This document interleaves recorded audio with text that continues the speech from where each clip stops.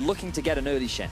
We'll see if they do. Right now, they ban away the Zyra. It's followed up by the Camille from the Unicorns of Love. No surprises there, and it's back in Splyce's court to see what they're banning away. We'll see if they do remove things. The Malzahar's banned, so they go back to the support focus. Yeah. As they did in game number 1. So far, it looks like they are keeping the bans the same. Ivern, I expect to be the final ban for Splyce now in game 1. They prioritize the Kha'Zix.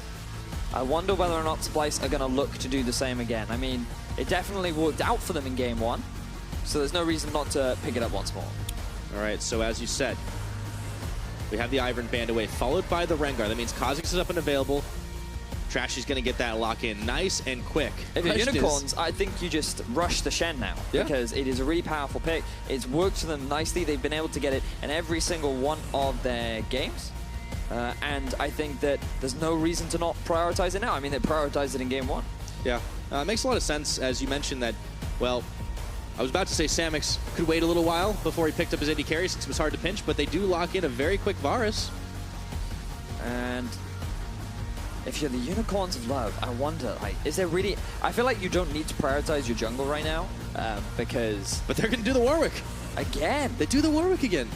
I mean, they had a great early game with it in game 1, thanks to the clear speed and being able to get into the river much sooner. But I wonder whether or not they're going to have the same sort of success. You're not going to catch Trashy off guard like you did in game 1. Yeah. To be fair, they got him in game 2 as well. But I mean, yeah, this is a big bet here for the Unicorns of Love in match point. So that's going to allow Splyce to lock in the Jhin and the Karma.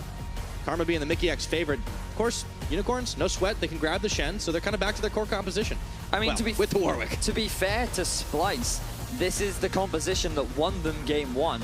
And Unicorns of Love, honestly, while they did have a great start, they eventually got outscaled by the fantastic teamfight comp of Splyce. So if you are Unicorns, I think now you look to ban away the Rumble. Jace could very well be left available, but you could just look to pick him into the mid lane. You have a bit of an AD-heavy poke comp, yeah, but you still there it is. Deny that that possible counter pick coming out from Splyce. Yeah, we'll leave. We'll see what Splyce end up taking up in the top lane as another support Thresh banned away. On top of the Bard. Kind of feel like you have to pick the Jace now. Yeah. Because Splyce will almost certainly pick it into the Shen. The alternative is you go for Ryze. I mean, Ryze is perfectly fine. Syndra is still available, so Sencux could look to pick that into it. He could go for a Corki as well. But it's a tough decision right now for the Unicorns, because the fact that they are on purple side means that they don't get that freedom of bans, and they're actually just going to stick to a very similar draft to what we saw in game 1. Yeah, I mean, it's with the same bans, with 4 supports taken off the board. Hylissang says, that's fine, no problem, give me the Lulu. And Wunder actually ends up locking in the Maokai. You know, the last game he played on it, that was only his first Maokai of the split. Sencux goes back to the safe Corki, so what do you make of this? I'm surprised that they've decided to go for a tank top laner. One of the great things about their composition in game 1 was those rumble flanks. The ultimate landing onto multiple members of the Unicorns is really what enabled them to turn a lot of these fights around. And while Maokai is still a very potent team fighter, I feel like you can't get the same sort of lane dominance that you had in game 1.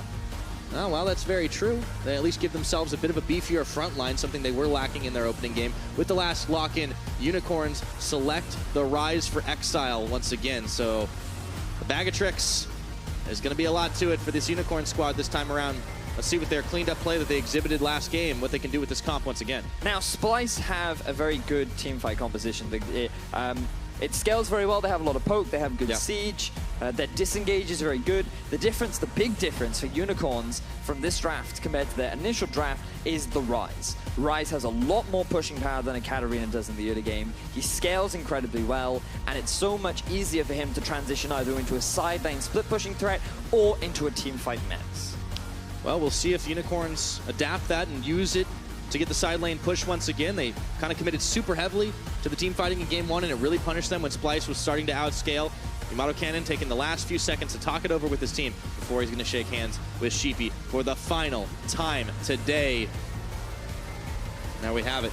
Somebody's got to walk away with this victory, but Unicorns, they looked clinical in the previous game. So one more time, if you think the Unicorns of Love can clear through the table of Group B and take a 2-1 victory over Splyce, hop on Twitter, go tweet out hashtag UOL win at LOL eSports, or Splyce are going to fire back. Well, you guys know what to do.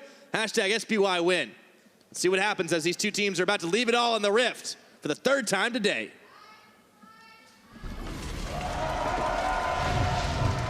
It's exciting, bro. Yeah. Going to game 3 versus 2 strong teams at the beginning of this split. A lot of people expected Splyce to be at the top of the table because of their scrim performances. And when we look at their rest of their schedule, this is their toughest competition. Then after this, they go up against Origin, which, based on what we've seen so far, look pretty promising. So getting a win on the board right now would be absolutely monumental for Splyce. Whereas UOL, they just solidify their position in the group. They're already 3-0. They're already looking like a very promising team with a lot of 30 seconds until strengths that they've been able to take advantage of, and just securing this win would put them 4-0 in the group and lead them nicely into the cross-group matches that are happening in week 4. Absolutely, to test their mettle against the likes of G2 and elsewise. For Splyce, I mean, I think it's very encouraging that in the chaos that was game number 1, they were able to take that win. They have been looking better since the disaster that was their week 1 performance against H2K. It was very uncharacteristic in it. From what we expected from the summer, and it really kind of forced us to hedge your expectations a little bit. We'll see how this game shakes out, though. Hylissang and Mikyx are already dueling it out. And the carries are just taking pot shots. So, as we need to in all early games, we have to look at how the early laning is, how the laning matches up.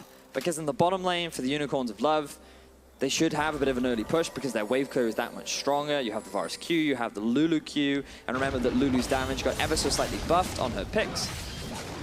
On top of that, in the top lane, pushing should actually go ever so slightly in favor of Splyce. And the Maokai can be free to push onto the Shen because he is going to spot out that the Warwick is starting topside as exhaust gets used. Ooh, early exhaust. The heal's going to have to be used here. Hylissang can't get involved anymore, but Mikyx's taken just as low. Ooh, boy, these guys aren't holding anything back in the landing phase, and Piercing Arrow is not enough to finish the job. Sencux back in mid. We'll talk about him as he throws the Gatling gun out, but Exileh is able to return damage in kind. So typically you would expect Exileh to actually have the push in mid lane because he has that EQ, which is great for wave clear. But Sencux starting with the Gatling gun to just add a bit of extra wave clear, and also a bit of trading power, has made the lane pretty even for the time being. But going backtrack to that bottom lane trade that just happened, Hylissang trying a little bit too hard to push, doesn't respect the damage that comes out from Jhin, and ends up getting punished for it. Or Karma, as well. A lot of damage. Fairly Hylissang low hasn't cooldown on the Q. So, exhaust used on Samux, but they had traded for that. Or excuse me, exhaust used on Mikyx, but they had traded for the heal. Let's take a look, though. The Warwick is hanging around in the river. Level 3. We saw him making some moves earlier. He clears Scuttle Vision. Trying to make a bit of a cheeky play, going back to the same brush. Trashy this time saying, I have learned from my mistakes. Not the only one. Will not be giving away first blood this game. Now, there is time yet, but so far, they are playing this out a lot safer. Trashy actually going to be doing the opposite, moving up top to clear the Scuttle Vision over on that side of the map. Makes sense. He knows that Xerxe started topside. He knows that the clear would have been faster. So instead, he decides to invest a bit more time going for his Raptors and then taking the Skull in the top. And I think that because Wunder is pushing, this is actually a good time to get that vision as well. You can see he's even dropped a ward in the Tri-Brush. So that is going to enable Wunder to play a little bit more aggressively. Yeah, spots Xerxe as he clears out his Raptor camp right now. See if they can keep him on lockdown still. When the level 6 hits, we'll have to see where Xerxe takes this Warwick once again. Changes on this 7.2 patch, and of course, he would be the first one to pick it up. He had the first chance after all, but that is fair. Xerxe has made a big splash in the European LCS with some of his creative preferences and choices, and he hasn't really been punished that much for it, to be honest. The big thing that we saw, though, is that Warwick, come the mid-game fights, was doing very little. His impact really wasn't there, and I think that we started to see a bit of a communication breakdown from the Unicorns of Love because like some of them were diving under a tower one after the other. They weren't timing their abilities properly. We were yet to see the Shen plus Warwick combo. So I'd like to see something like that as we see Gang come in. There we go. Mikyx forces the Ghost from Exileh. He's going to be walking right back down to lane. Meanwhile, up top, Wunder's actually taken quite low here. Chachi does not want to flash to try and finish it off. Of course, Wunder has his flash available too. Xerxe is smelling blood. Smelling a lot of blood right now. This is one of the great things about Warwick too, because the changes to his W mean that low health targets he does get a blood send for. And that means that he basically runs extremely fast when he is on top of that blood set. It enables him to move through the jungle very quickly. If someone is low, you can chase them down. And that's why Wunder was very scared. I mean, he was very low initially and needed to back off anyway, but just having that Warwick, that added presence as well, always makes you feel a little bit uncomfortable. Yeah, for sure. Something that you can definitely count on psychologically at the very least, but it's still, you got to be very, very careful when dealing against this Warwick. Meanwhile, down in the bottom lane, Hylissang getting caught up once again, but the exhaust is spent. He's incredibly low. There's another one as he come back up off cooldown. Heal, flashing first blood is going Kobbe's way. The bottom lane of Splyce getting themselves first blood. So it is now Splyce that get that early lead, and in a lane really where the Unicorns of Love should be pushing up. So very impressive start. Honestly, another punishment onto Hylissang. I feel like he should have flashed a little bit sooner before he took all that harass. It enabled Splyce to get the kill. Now they're in a great start. Yeah, on the bottom side, they're definitely looking good. So they didn't actually back away after all of that. Kobbe and Mikyx still hanging firm, and Samux shoving this wave. They don't want to give it up. The vision game is definitely going to play a lot into this. We see multiple control wards in the Splyce jungle from both teams, actually. One just outside the river, excuse me, but Hylissang's back. Maybe he'll play a little safer this time. He got himself a control ward as well. He should be throwing that one down in the river brush. They'll have Xerxe hitting 6 soon. But Kobbe and Mikyx are playing this one out quite safe. Thing is, this is really going to hurt the bottom lane of UOL because they actually wanted to set up a very similar play to what they did in game 1, but they used the Plascone to get in behind. They set up the dive. You see the Shen ult. It's overall a very clean play that becomes even easier, especially when you have the Ryze ultimate to make that play happen. And all of the control vision that they've invested into the bottom side is indicating that's the sort of early play that they're looking for. So the fact that Splyce's bottom lane get themselves a kill is now going to make it harder for the UOL bot lane to shove up. But Trashy is occupied elsewhere. He's up top side, so, I mean, well, when you have a Shen, sometimes it's best to gank that teleport so he can't really come to anyone's aid for the time being. But Chachi's not going to take the bait, and he doesn't push back, so Trashy's going to walk away empty-handed. Interesting that Splyce decided not to go for the swap this game, given that Kobbe has no summoner spells. First time in the series. Yeah, so every time they've actually traded into the Shen at level 6 and looked to try and avoid that level 6 gank. But this time, largely because of the kill that they were able to get and the item advantage that they now have, they're just going to continue laning down in the bottom lane. As Exileh puts a bit of hurt down onto Sencux. Yeah. Well, we talked a lot about how Splyce have, you know, a fair amount of poke and siege available to themselves, and, you know, even if they get a lockdown, they can definitely do quite a lot. But how are they going to utilize that this time? Game 1, obviously, kind of off the table because of how chaotic it kind of became early on, but what are they going to do to Unicorns this time around? Well, remember, they have a big mid-game spike. This is something that they had in Game 1 that they couldn't take advantage of because of the early lead that the Unicorns had accrued for themselves. This time, though, Sencux, he can just work towards the Trinity Force. Kobbe can work towards that flat lethality build with the early Ghost Blade into the Edge of Night. And this means that their mid-game playing around dragons and playing around early towers is actually really favorable for the side of Splyce, especially when Ryze takes a little while to ramp up. Samux is in a very similar position to Jhin, but doesn't quite have the same damage at that point. So I think that Splyce have a much better mid-game, and because they haven't fallen behind so harshly in the early game, they can better take advantage of it. But if you're UOL, you just need to mainly keep Splyce split up. You need to keep playing the map, very similar to what we wanted to see from them in Game 1. But instead, they just said, let's play at Baron, and let's do Baron and Baron. Let's not talk about Baron for a little while. It's going to be a while before it ends up there. Exileh, Xerxe, they'll be able to secure the blue buff on their own. Well, Sencux a bit occupied in the mid, but yeah, definitely a bit of a slower game just because of the controlled nature of it. No big snowball leads this time around. Unicorns have been unable to really arrest the movements of Splyce, but they are keeping pace with them right now. Samux and Hylissang looking to force off Kobbe and Mikyx, and Kobbe's pretty dangerous when the Jhin is in his hands. Game 1, he was picking off people with the curtain call left and right, and honestly not shy of using it to just add to that poke and siege so they could knock down towers. Could come to bear once again.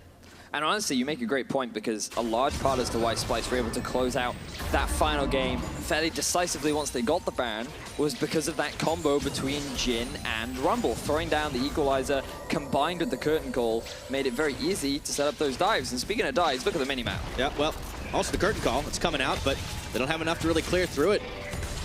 Clear a lot of minions, but it's not done yet. Samux does tank the last shot. Exileh was looking to come in, but he's backed off, and now Mikyx and Kobbe have stopped this push from happening. Xerxe was looking for that dive, but you could see this time Kobbe and Mikyx backed off real quick. They read the play.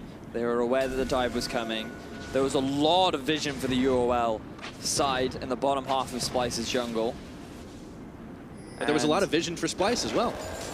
There was enough to tell them that the play was coming. So, especially after Sencux backed, they realized that Sencux wasn't there to actually make that rotation down. But now he's got the package. 10 minutes in. He could be the one to look for a potential roam bot, but they need to get a little bit more control over the river. Let's see if they're able to do it. Still sitting on 2 pieces of his Trinity Force right now. And with the package, if he can make a big play onto Exileh or on anyone, really, would definitely help out Splyce, but they're fairly comfortable despite the game being dead even right now at the 10-minute mark. Exileh's gonna find Trashy, sends a Rune Prism, but all of a sudden he is isolated. Teleport's coming in. The shield just finishes in time, and Unicorns turn right around and take out Trashy. Realm Warp coming in on his Sencux. He's got flash, and he might have to use it. Not this time, though. Really good response from the Unicorns. Trashy threw out so much damage down onto Exileh, but he had the Shen ultimate. Xerxe came in from the flank, and you just saw the tag team duo of Xerxe and Jhin lock down Trashy and just eliminate him. That is the Unicorns' quick response times to any danger, and Trashy had just a couple shots shy of really finishing off Exileh. That play could have gone very different. It certainly could have, but you can see that Exileh just trying to get a bit of vision, wanted to get the collapse down onto Trashy. Instant teleport actually came out, but the nice rotation from Hylissang. They'd already pushed out bottom, and the fact that the bottom lane of the Unicorns was able to get to that fight faster enabled the Unicorns of Love to actually turn that fight around. So honestly, really good communication amongst the team to quickly say, oh, Exileh's in trouble, let's go. And he doesn't even have to use his flash. And Wunder is, you know, since he teleports in, uses that, isn't able to get much done now. It's another gank attempt. Exhausted, instant flash by Exileh here, but he's taken really low. Dodges a couple of bombs, and he's out. But Kobbe says not just yet. 1, 2, 3 is not going to be dodged, and the 4th will be. Exileh with the fancy footwork shrugs off the finisher. But now look at the bottom lane, because Splyce's bot, having rotated up there, are going to take too long to rotate down, which means that UOL should be able to easily pick up this objective. So even though you force Exileh off the tower, you're going to lose a lot for it. Yeah, first tower blood. 12 minutes into this game is going the way of the Unicorns, so they get themselves a gold advantage. Right now, they should be feeling pretty happy with themselves, playing the map out a little better than Splyce have been able to do.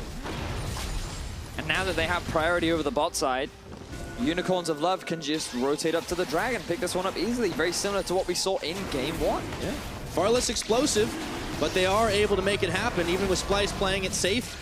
Unicorns are the ones that come away with the spoils. 1 Dragon, 1 tower, and a gold lead of about 1,500. So, where is Splyce going to go from here?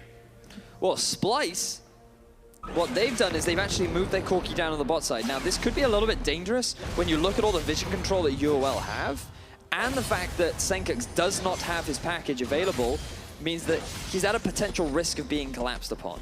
So right now he's just clearing the waves and allowing both Kobbe and Mikyx to move into the mid where it's safer, because they have a tower. The likelihood of them being collapsed on and dive is much lower, and Sencux, being that Corki, has just much more safety. So the play from Splyce is good. They're just going to buy time for now, because they want to get to that point that we were talking about earlier, the Trinity Force spike, the 2-item completion for Kobbe. The Wunder, it'd be good if he could complete his Spirit's Visage to mitigate a lot of the Ryze damage. And I think Splyce, they just want to buy time for the time being. Whereas UOL, what I want to see from them is actually the roaming duo of Exileh and Xerxe. Something that we saw in Game 2 was that Xerxe would push mid and he would just move with the Ivern. This enabled a lot of pressure, and it allowed them to take that tier 1 in the top very early on. So far this game, we haven't really seen much movement from Exileh. Part of it is because he's going up against Corki. He doesn't have the same sort of push that he did against the Victor. But that's not to say that he can't move around with Xerxe and look for picks. And imagine, you use the Ryze party portal to get in behind someone. The enemy flashes away, they think they're safe, but then you have this long-range Ryze ultimate to get the collapse down, and you get yourself a pick. Yep, speaking of picks, though, Exileh might find himself on the wrong end of one. Let's see if he can dodge again. Not this time. 3rd one, he's able to get out of, and the 4th, but they just wanted to push him off the tower. Unfortunately, the minion wave is not enough. So Splyce had to back off again. Unicorn's still not falling for that trick. We get closer and closer to 15 minutes into this game. Splyce still trying to buy some time for themselves. Hylissang seeing if he wants to push off the Maokai, but Wunder had a strategically placed sapling to stop him from doing anything. So I'm a little bit confused as to why Xerxe actually decided to move bot side, because I felt that given that Wunder was at about 50% HP and you had the Shen ultimate too, you could have actually looked to set up a dive top lane or even just force that tower with a 4-man unit. Instead, Xerxe moves bot, goes to the tower, and now they have no real pressure because Sencux has been allowed to rotate up and he has a lot more wave to it. Samux just ulted onto Sencux right there. He did. And he's actually pushing him back. It's 1v2. He's got the package Valkyrie, but he knows he's gone, and it's Hylissang who steals the kill away. Shen ult, hello.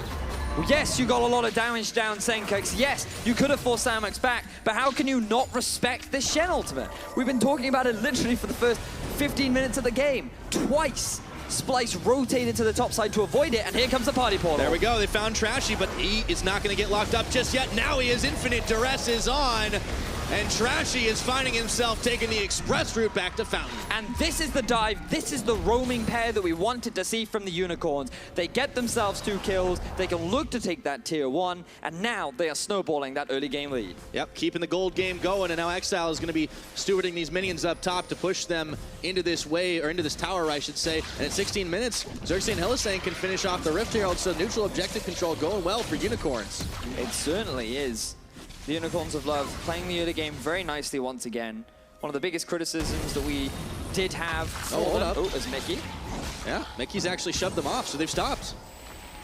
Big greedy, and gets punished. Well, I guess it was pretty slow with just a Warwick. But let's see how this play happens. So Sencux, if you get this much damage down onto Samux, right, all you do is you just be happy. You're like, hey, I forced the AD carry back. You do not go for an all-in against an exhaust on the Lulu, a Shen ultimate, a Lulu ultimate. Like, I don't understand the play. I felt like that was a massive oversight from Sencux, and it reminds me of his week 1 performances where he would take these gambles, he would take these risks, and he would force his team into massive deficits. Well, made one oopsie, and he paid for it with his life, unfortunately. He does have his Trinity Force, though, so it has some more damage available to himself, but unfortunately for him, Exileh is pretty happy stacking up his Rod of Ages as well as his Tear of the Goddess. Samux has been left on mid-game, or mid-lane duty, I should say. We're 17 minutes into this one. There's a much more valuable dragon spawning in the next minute and a half, and that's the Mountain. Let's see how these teams play around it. Well, for the time being, with Corki up topside, this is a great opportunity for the Unicorns of Love to actually get priority around that dragon. Interesting that they've moved both Samux and Hylissang down to the mid lane. Largely, I think the idea behind it is because they know that the dragon is spawning in about a minute and they want their bottom lane near to that objective. Ryze is still topside. I think they should actually swap him up with Shen as Kobbe gets locked up. He's able to make it out, though. Question, though, becomes for Splyce. You talked about they're trying to buy some time. I mean, is this enough time for them to try and contest this dragon against the Unicorns? That is an excellent question, because I felt as though if that play hadn't happened where Sencux died and the Kha'Zix died, yes, this was a situation where Splyce could have contested the Drake, but now because of that deficit, I feel like you just have to concede the dragon. You're a little bit too far behind. You're now going to be at about 3,000 gold after this tower drops. Exileh has completed his Rod of Ages. There's just like ever so slight item advantages on the side of UOL that I think it would be too risky for Splyce to try and force a fight. Speaking of risky, Trashy a little bit low on health, walks straight into a piercing arrow. He's going to back away. Xerxe will smell him, but no way to close that distance. There's a lot of vision there. Samux is going to get caught. Hurt call's available, but Kobbe's a little too far away to make it happen. Hylissang and Exileh are coming in to relieve. Unicorns are stacking mid again. But right now, it's kind of just to force Splyce back. And now the Dragon's live. They're going for it. Yep, and honestly, this is great timing for the Unicorns because they just take the top tower. They have it pushing in their favor. They can get it. They can clear out the mid wave, and then they can just move around to the mountain and pick that easy objective up for themselves. Yeah, no problem with the damage dealers on it right now. They have 2 sitting in the mid to try and push it back. The only danger right now is that Sencux can maybe get some push out on the top side, but Trashy's even got teleport available if he wants to make his move up there. I don't think he needs to, because you can just send Exileh up to deal with him. Shouldn't take him that long to get there, and the tower is pretty healthy. Given that Sencux has no tower, I feel like he should actually back off, because look at the vision. You can go for a TP play and get a collapse onto him. Could do. Oh, he's going to take the party portal. Sencux, he's trying to walk away from this one. Ghost is on. He turns his attention. He's got a bit of a shield. Exhausted down. Teleport now coming in for Wunder. Exileh actually has to bail out, so They deny it, and they should be able to secure themselves the tower up top. That'll be the first for Splyce. Honestly, good response from Splyce. I like the fact that Sencux didn't run away from that fight because he knew that Trashy was nearby. The teleport was available for Wunder, and Kobbe and Mikyx were already in mid lane, so they could look to just make the rotation up and get an objective of their own. That is their first tower of the game. So not a bad response from Splyce, demonstrating that they're not just going to give away all of these objectives for free. Yeah, they're not rolling over and taking it. Unicorn still in the gold lead with the tower advantage, looking to knock down the last outer. Wave getting cleared away. Unicorn's still taking a few pot shots on it. Samux actually tanking, so he has to back off. Gets a bit of a shield. Meanwhile, down bottom, Trashy was the one pushing the wave himself. Unicorn's still very early to play around this Baron, but they can make sure they have the vision advantage.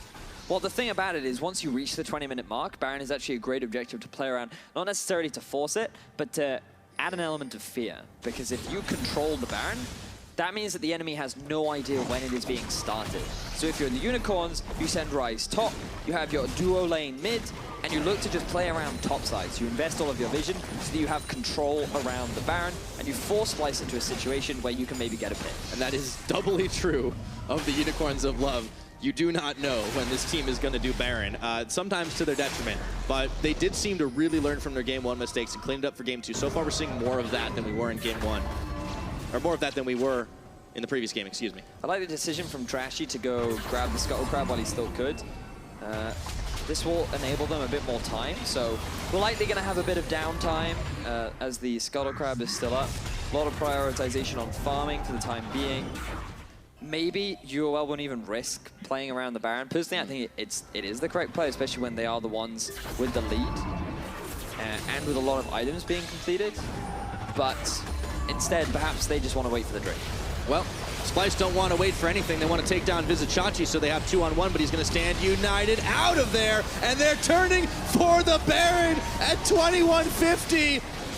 These guys are crazy. Fantastic play from the Unicorns. Ultimate coming out from Kobbe. I don't think it's going to be enough. It will not be. Ed's going to get smited down by Xerxe, and they take the party portal out of there, straight into the fight to cut off Sencux. Samux is a little bit low, but they turn for him, and Samux finishes it. They give him a shield. Exile's going to get stopped. No, because he flashes away. Unicorns are going to make out like bandits, but not if Trashy has anything to say about it. He can get the hop. There's Samux. He's going to flash, taste their fear. They've locked up Exile, but they turn their attention once again. Xerxe is there, but he's caught between all these members. Exile's cleaning house, however. There's no tower to fall back to, and Trashy is just running. Distraction, double kill to Exile, and now it's Wunder all by himself. So well played from the side of the kill. Unicorns of Love, and Exile gets himself a triple And kill. Hylissang's not done. He's chasing down Mikyx right now. Unicorns just get everything that fight. I am so impressed with the decision-making from the Unicorns. That was so good because they knew that Trashy was nowhere near the Baron. Wunder did not have his teleport available. And this is why you have the Ryze on the top side of the map. This is why you play towards your strong side. So that if there is ever an opportunity, it is so easy to get the collapse. But the decision to just instantly turn on the Baron, make that gamble of if Shen gets out, we can go for it, and they make it work. So we're just seeing now, straight after the Baron fight, Unicorns of Love, they get the pick onto Sencux. There's not much he can really do about it. And at this point, Splyce want to try and get something back. A lot of low members on the side of Unicorns. Don't have time for that, though, because more stuff is happening. Yeah, down bottom, Unicorns are eyeballing, taking out this inner tower. They'd already managed to grab the outer and mid, so looking to add another to that score. We're almost 24 minutes into this one, but this is the Unicorn snowball. This is what we see from them. 20, 25, 30. They start to roll things forward, and it's happening again, Vedius. It certainly is, and Unicorns were actually the team that were at a deficit now. Bear in mind that it was actually Splyce that got themselves that first blood. And then the Unicorns just responded well, even after losing 1v1 down bot. They made good map plays. Their focus on these early towers is very good. Their map movements overall, their lane assignments were a lot more intelligent compared to the Game 1, honestly, Fiesta that we saw. And I'm very impressed. Unicorns just seem to be getting better and better throughout the series. Absolutely. Game number 2 is very clean and clinical.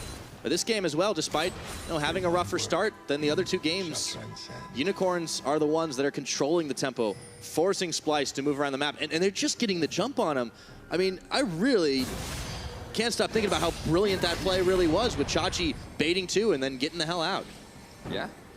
I mean, it was a gamble. He had to do it. He had to just think of it then and there. It had to be that quick, decisive, I'm ulting, and then we're going for Baron. They'd already stopped. They'd already used all of the CC they could to interrupt him. Yes, I mean, he definitely was, but there was also the risk of him just dying. It's true. Fortunately, he's tanky. And the Maokai Q, like, you have to time it well, because it's only like 7 seconds, 6 seconds at this point in the game. So, honestly, it was very well played from Trashy and just the entire Unicorns lineup. And so far now with the Baron, they've been able to get the tier 1 in the bottom, working their way onto the mid. The Baron now is still available. Oh, no, as I say that, it just does wear off. So now you have to play the 1-3-1 again. So we've been talking a lot about, but just to remind people, should you have forgotten, you have your jungler play around the top side, invest his resources and his vision into enabling Exileh, who is incredibly powerful, you can't duel him, to pushing into the top lane. And then you just rotate between mid and top, and you split them up or Splyce to try and force a fight. Yes, they do now. Samux has the shield on him, no bones about it. Hylissang might be sacrificed for the greater good. It's going to be a 1-for-1, but that's support for mid laner. Trashy can't close the distance on Trashy, and Wunder's turned it back around. Got the deadly flourish. Unicorns are lined up for it right now, but they're still pushing. Support for mid laner, I think, is pretty good. A lot of the wave clear is now going to be gone for the side of Splyce, and Unicorns can just look to take this tier 2. Yep. Splyce, they can't really hang tough right now. Too many big members. Samux was tanking a little bit. They've caught Kobbe, and now Xerxe's going to be jumping in. Exileh with an unstoppable kill to finish the job. Trashy might be able to grab one back as he takes down Trashy, but Exileh is tanking the rest of the turret, and they get the spoils. All said and done, it's 2-for-1 on the second half of that fight, and a turret in Unicorn's favor. Really good job for the Unicorns. Yes, they had to give up Trashy, but they get themselves the turret. They'll walk away with the red buff as well. And the Unicorns, they're just going to ran things out with the mountain. Another mountain on the map. We had a lot of them in game number 1. Didn't see it in game number 2, but Unicorns can be pretty happy it's happening now. And with the control of the map, they'll give them even better push. See this fight again. So you can see actually the polymorph from Hylissang is really one enabled that collapsed down onto Sencux. Not enough support from the rest of Splyce to try and force that play. And this is why I was a bit doubtful of the Maokai pick initially in the draft. I feel like if you had a Rumble, use him to flank and get the Rumble ultimate here, that would have been a much better setup for getting the collapse onto Unicorns. But they can't quite initiate onto the lineup of the Unicorns. The ultimate from Shen makes it so difficult. They stay close together so the Kha'Zix isolation damage isn't there. And Exileh is just so strong at this point in the game that Splyce are really struggling to force anything. Yeah, I mean, that's something we haven't talked about enough, to be honest. Like a 5-0-4 Ryze, who's just rolling right now. That is the late game terror that you really got to watch out for. And that is a big difference between, game number 1 composition and this one. They have the scaling in the form of that Ryze, and now they can play around this Baron side of the map, even though it's a minute away. Look at all the vision. There's nothing. Splyce cannot see this. Nope. And if they try to, the pick potential from UOL is so good that you end up giving away, or there's the risk of giving away your life. So, and then the Baron. And then the Baron. Yeah, so Unicorn's definitely playing this out a lot cleaner. All right, so a couple of minions there easily cleared away by Trashy with his evolved spikes. Still another wave is incoming. Samux, Hylissang, Xerxe all making sure it's cleared, and they're playing the 1-3-1 a lot better. UOL just keeping things pushed in right now, maintaining strong vision control around the top half of Splyce's jungle, rotating between mid and top and mid and working their way onto these towers. They should be able to pick this one up pretty easily, and they can just meander on over to the Baron. Yep. I think meander's definitely the right word. I mean, they're making it look a little easy right now. Splyce struggling just to stay alive as the towers keep getting knocked down. It is 6 towers to 1 in favor of Unicorns, and that's a 10,000 gold edge. It's up 30 minutes into this game. I mean, there is... What hope is there for Splyce right now? Short of a big team fight. I mean, that's the big question, really. You need UOL to kind of maybe throw at Baron, but it's so difficult. There's no vision from Splyce. This is going down incredibly quickly. Trashy's coming in. They've opened up the curtain call, but it's already going low. He hops. He can't get the steal, and Unicorns are hoping for this. Hylissang's gone down, but now they can finish off the rest. Exileh 100 to 0's Mikyx as Xerxe takes down Trashy. 1 for 2 so far, but they have themselves the Baron buff, and Sencux is on the run. Wunder, Kobbe trying to catch Xerxe out, but they're scared of him. 2 for 1 in favor of the Unicorns, but they come away with the Baron. Now with those Baron-empowered minions, the wave clear is still up for Splyce. Samux needs to be a bit careful in the mid lane of the potential collapse, but Unicorns, they're not afraid at all. No, they're not, and they're marching up the top lane to easily clear this one away. A couple of Mountain Drakes helping out. Samux is pecking away in the mid, and he'll be able to finish that. So they've broken open the base. No inhibitors taken, but Unicorns, they know not to push their luck. Trashy's up in 8 seconds, and they're going to back away with waves pushing in every lane. They know that they have a monumental gold lead, and honestly, this is just a clean take. There was the possibility of Splyce getting the steal there from Trashy, and honestly, Sencux did a lot of damage with his big rocket, but it just wasn't quite enough. The goal difference is way too big. You didn't even have the Maokai in the fight. There was nowhere for him to teleport to. And honestly, just UOL with another very clean game, as you mentioned. Such a big tower advantage to the favor of Unicorns.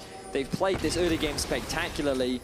They played the map beautifully. Their communication, I'd love to hear the comms, especially around that Baron play that they made, because it was just so decisive and it worked out so phenomenally well. And now we get the flank TP from Wunder. All right, we'll see if it pays out for him right now as the curtain call's been open. The Unicorns know something is awry, and Wunder goes for the flank. He hits onto Exileh. In comes the package Valkyrie, a special delivery, but it doesn't take anyone out, and Sencux is taken down himself. Hylissang in the back is still hanging on, and now Kobbe is in danger. Trashy, Sencux had all already died. Kobbe goes down. There's no more damage left.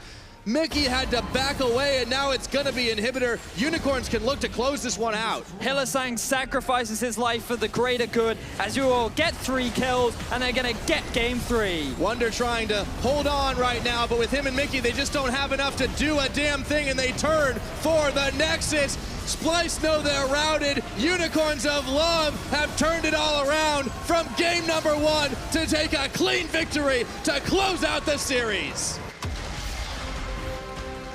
Congratulations to the Unicorns of Love, solidifying their rank 1 position in Group B. Phenomenal stuff, have not dropped a single series to anyone in their group. And I feel that after watching Game 2 and Game 3 in particular, this is, without a doubt, the strongest team in Group B. As they enjoy a little bit of a laugh post-game, they definitely have a lot to be cheerful about. They ran this table in Group B, excuse me, a couple of messy games, but so far, they owned it. They certainly did. Can't take anything away from the Unicorns. I feel like Game 1 was very messy from both teams. Game 2, Unicorns demonstrated that they knew what to do with an early game lead, and even though there were a couple of bumps in the road, it definitely worked out in their favor. And then Game 3, I feel, was the cleanest of the lot. They fell behind a little bit because they died bottom lane, but they got a good advantage off a few good ganks, the rotations, playing up the 1-3-1, and overall that decisive Baron call just honestly sealed the deal. Sealed the deal. Yeah, well played from them. I mean, playing around this Ryze, playing where they were strong in 2 out of 3 games, and I feel like if you're in Group A right now, you got to be gearing up because the Unicorns are coming for you. They certainly are. I mean, G2 versus UOL is going to be I cannot wait for Week 5. That's going to be fantastic. Oh, man. And seriously, like, you can always criticize some of the decision-making, but it is just looking so good when they pick up those wins. So that's it for us. We're going to send it to the desk to take a close